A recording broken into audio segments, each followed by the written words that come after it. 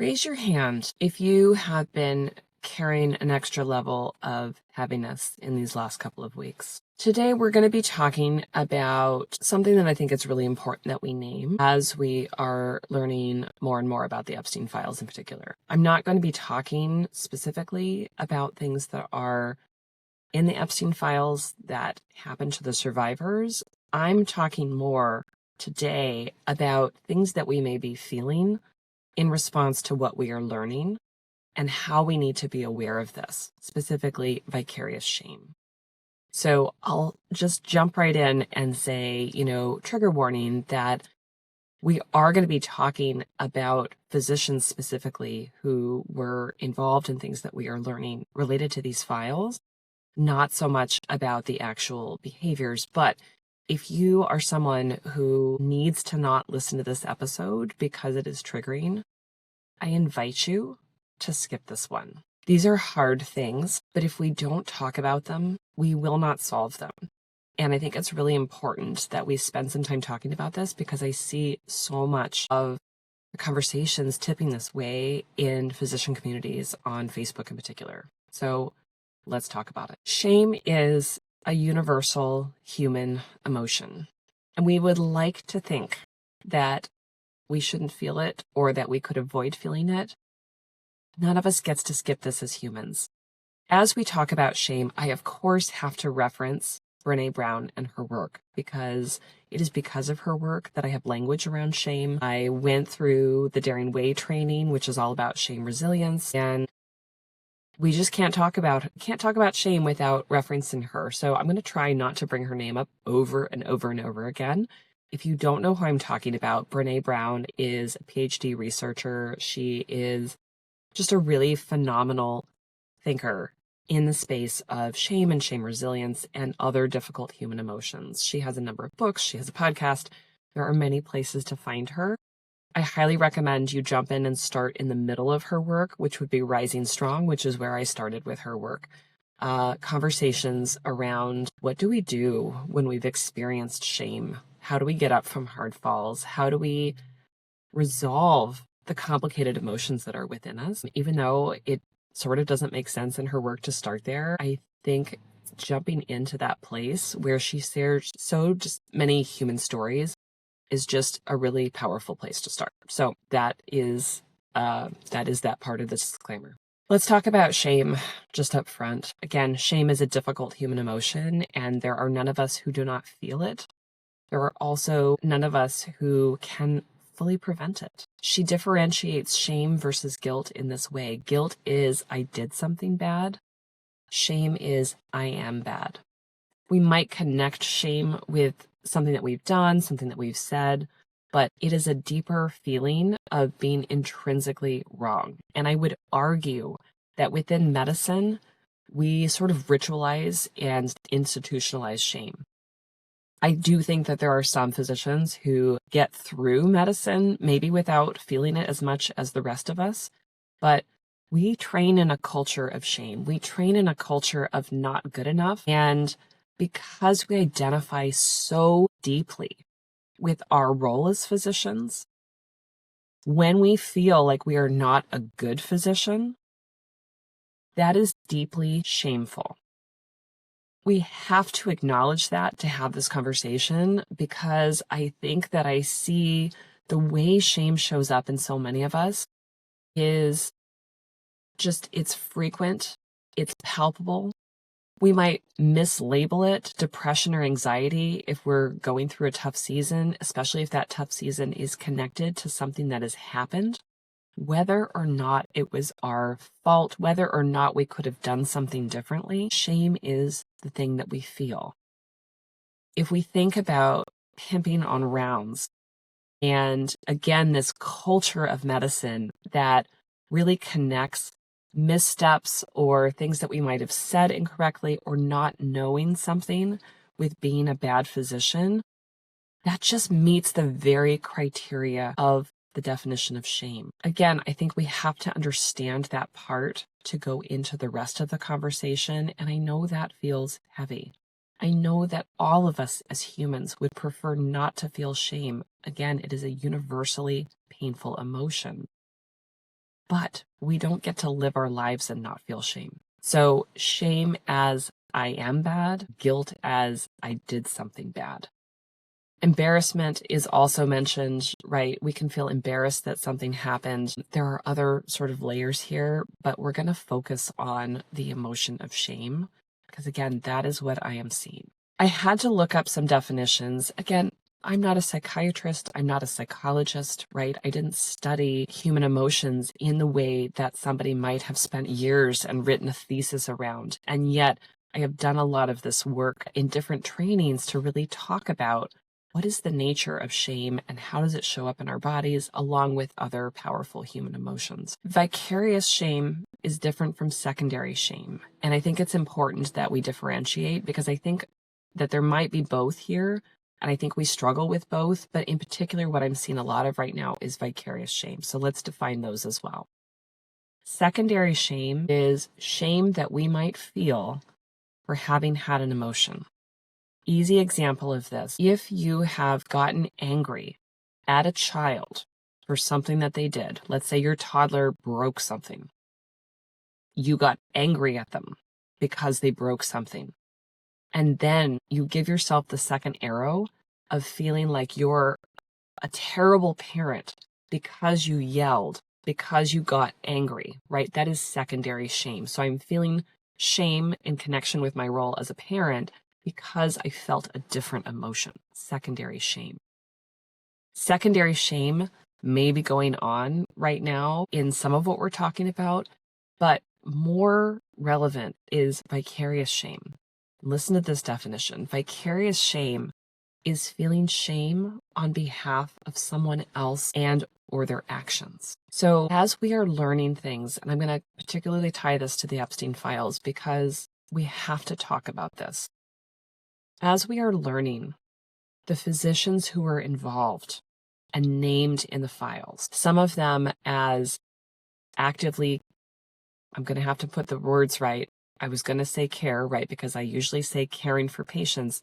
I'm going to say actively providing medical services to the survivors of the abuse, right? Because they were not caring for them. Let's be very clear on that. They were providing medical services in exchange for boatloads of money and secrecy and silence in the way that powerful people operate. There's some of that.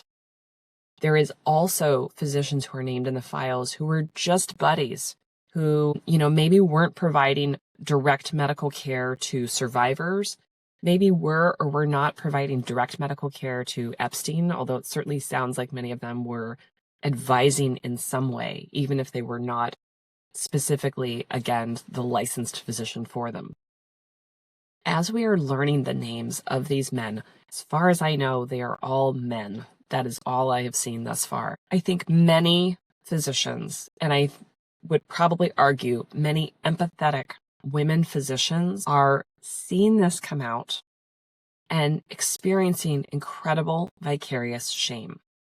We see the actions of these male physicians who were often, again, as far as I know, men who are currently in positions of power or have been and incredibly wealthy, male physicians in incredible positions of power and incredibly wealthy, who have performed these layers of misconduct, again, to variable degrees. And we see that we are feeling often shame, probably disgust, on behalf of their actions, probably other emotions in there, anger. Anyway, we won't get into that. But we are internalizing the shame because of how it reflects on us, because of how it reflects on our profession. I'm going to guess that probably, again, many of us as highly empathic people will want to feel the shame for them. Not want, but, subconsciously want to feel the shame for them, in part because we know that they are probably not experiencing a sufficient degree of shame relative to their involvement. And I just want to say that these men deserve to experience the painful human emotion of shame. If they do not, they are pathologic. We don't need to spare them of shame. We don't need to do that. And we need to figure out, how do we take care of ourselves so that we are not holding vicarious shame on their behalf, whether or not they feel it. Their shame is theirs to feel or not feel. And we do not control whether or not they feel shame. We may control our actions in response to taking care of ourselves. We may control our actions in contributing to them coming out of positions of power. And that is important, right? That is that collective voice that we all need to share. But we cannot carry and own and make up for the abuses that they themselves have contributed to. And I'm talking about the direct abuse, of course, of the survivors, but also the abuse to the profession. Who amongst us is not horrified to learn that someone with the incredible privilege, and it is a privilege to do the work that we do, but the incredible privilege to provide care for the patients that we provide care to, because we, my friends, provide care to our patients. These male physicians have sometimes, again, provided medical services to the abused, to the survivors, and to the abusers for, again, incredible sums of money and to their own denigration. And probably that elevated them in some way. They probably benefited more than financially. I have no idea, and I don't care to learn. I don't need to know that. Let us not feel shame on their behalves. Let us not see their participation in that and providing medical services to either the abusers or to the survivors that they had to have known were being abused. It is inexcusable. We will not carry the shame because we share their profession. And we will talk a little bit about how we can go about starting to let go of that. But I want us to see how this feeling of vicarious shame may be acting on you as we learn more and more about these physicians who are providing medical services in exchange, again, for money and power. Such an old and disgusting story, and it is just mind-boggling that we are here in this place, but this is where we are. Also, again, these male physicians who are prominent names, Peter Attia, Deepak Chopra, who seemed to have not provided medical care for the survivors and may or may have not provided medical care or advice for Epstein. I have no idea. I'm not interested in knowing. But as somebody in particular who has followed Peter Attia, who has learned from him, I noticed that not only do I feel disgust, right, but again, also a layer of vicarious shame in thinking that this man is so incredibly dumb or ignorant, and I don't hesitate to use those words, that he could hear somebody being so powerful and know very well how rich Epstein was, and that he was accused of some kind of crime, that he had served time already for some kind of crime and blown it off as just a prostitution thing. Don't we think, my friends, that if we learned that a friend, especially a new friend who, let's just say, has a crude sense of humor, had been accused of some kind of sexual crime and blew it off as just a prostitution thing, don't you think you would hop on Google? I sure do. I am experiencing vicarious shame from having followed Peter Attia and having learned from him and seeing just how incredibly wrong some of these behaviors were. And that is a thing, again, that I'm seeing play out in Facebook groups. And again, we're talking about it here so that we can take care of ourselves and process through. If you've been feeling this level of difficulty with shame, let's now move into what do we do about this. The first thing that we do is we name it. And that's what we're doing here. So we can now name vicarious shame. We may have been confused by what we are feeling, right? Because why should I, air quotes here, why should I feel shame when I haven't done anything? I might feel shame, and you might feel shame, because these are physicians. These are physicians who we presume had some level of intelligence, some level of concern for other human beings to be able to do the work that we do. There is a level of camaraderie that we may feel in connection to the profession, to the title, to the privileges that are within that title, and of course, the incredible responsibilities. When we look at that and we realize that we are carrying this shame that is not ours to carry, and yet it makes sense that we might be carrying it, we lessen it. We start to dissolve it a little bit, right? You might notice that your shoulders settle, that you feel like the emotion is able to move through you just by the simple act of naming it. When we have an understanding, yes, that is the heaviness that I've been feeling. That is maybe what's keeping me on Facebook or scrolling wherever you're scrolling or looking in the files yourself. It's this feeling of heaviness that you might feel. Again, there's probably other emotions that are baked in, but shame is this, again, deep, dark feeling that we are so used to. You might be actually oddly seeking the comfort of shame because it is something that we are so used to feeling. So we name it. What else do? We talk about it.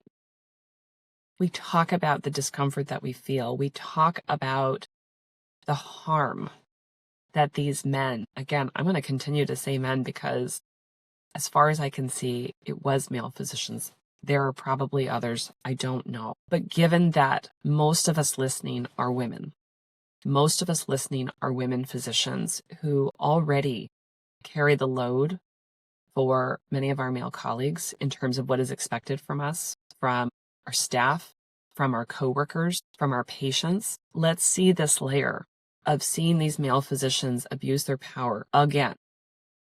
This is not the first time that this has happened, right? I can think of a handful of other cases where male physicians have done egregious harm in large scale to patients, to survivors, have been actively participating in the abuse itself, right?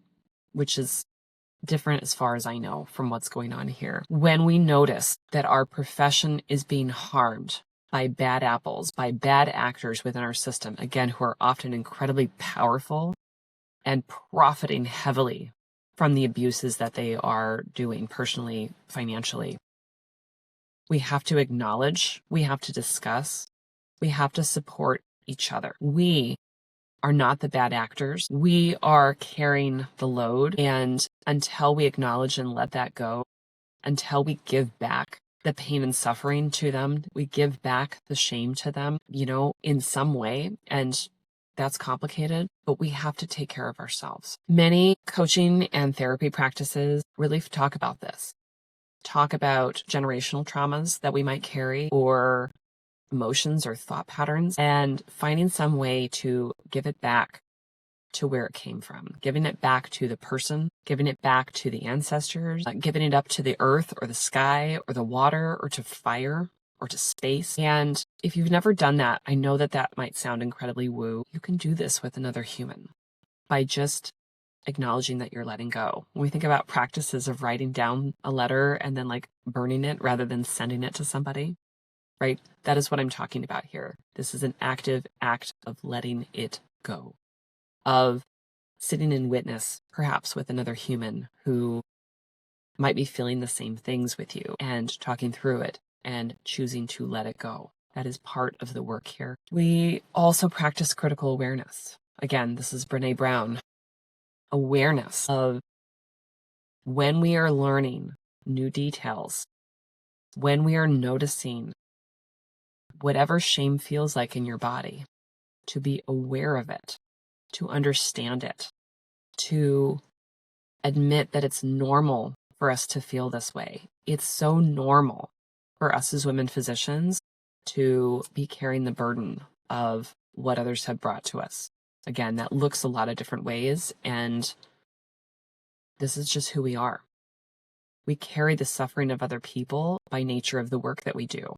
And we often carry the burden of trying to represent the profession well, to hustle for our own worthiness because we are called lady doctor, we are assumed to be the nurse, we are assumed to not be the one who's in charge so often, right? We carry that chip on our shoulders and we continue to do so, right? That's at play here too, that the people in power have sometimes abused their power in such horrendous ways.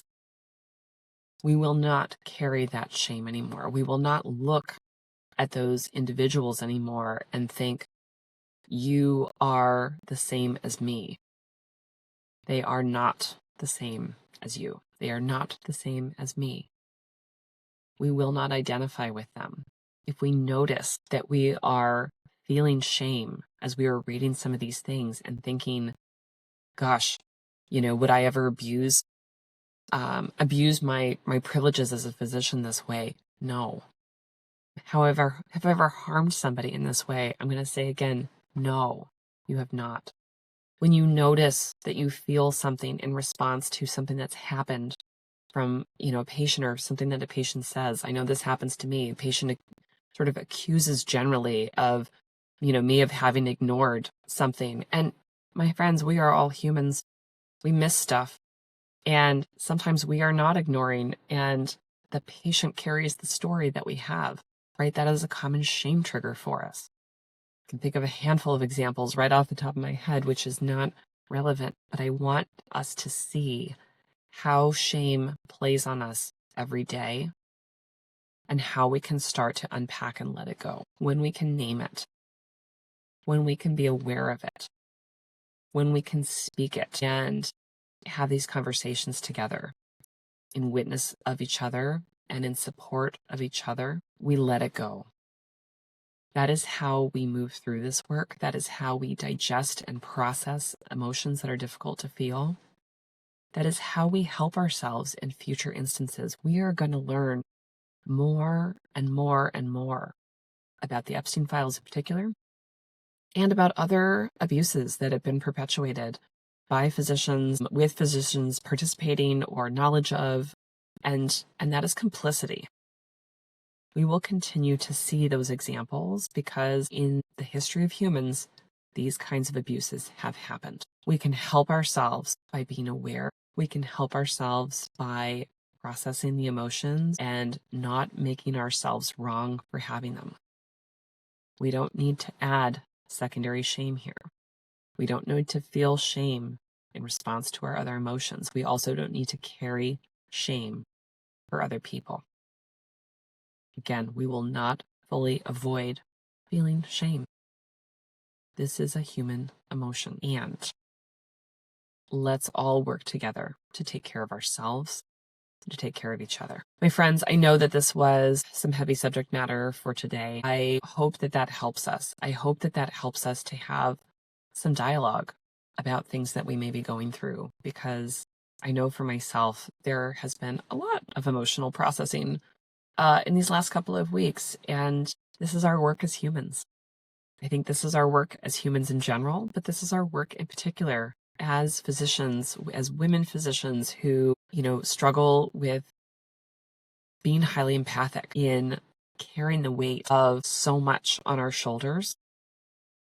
When we come together and we can talk it out and recognize what's going on and see how common these things are, we give ourselves the power to heal. And that is what I want for us. My friends, until next week, take care.